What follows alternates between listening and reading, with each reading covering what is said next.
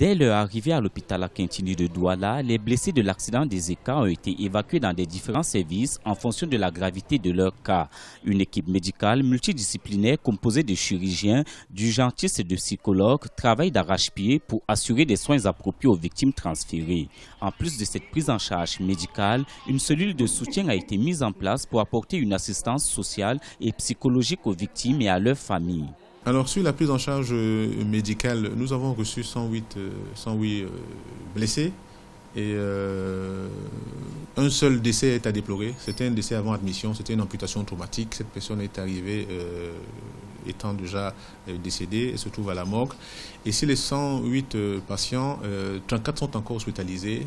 Certains ont déjà été opérés, donc, mais nous avons pour certains un délai d'observation d'au moins 72 heures en cas de traumatisme crânien sévère, et donc la prise en charge se poursuit. Et pour ces patients qui sont encore hospitalisés, on doit dire que le pronostic vital est plutôt bon, leurs jours ne sont pas en danger. Pour les victimes anémiées, un appel aux dons de sang a été lancé. Et depuis le samedi 22 octobre 2016, ce sont des centaines de jeunes qui ont accepté de donner leur sang en guise de compassion et de soutien aux victimes du drame des Eka.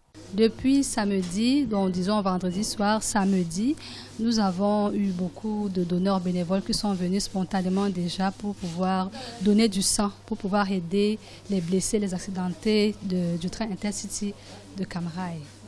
Aujourd'hui, particulièrement, nous sommes bondés. Nous avons déjà reçu environ 80 donneurs bénévoles. Je suis venu pour faire un geste pour contribuer, bien que je n'ai pas eu de blessés ou bien de victimes dans ma famille, mais je suis venu pour apporter mon soutien à toutes les victimes en donnant mon sang. Et s'il y a d'autres actes de bénévolat, je suis toujours partant.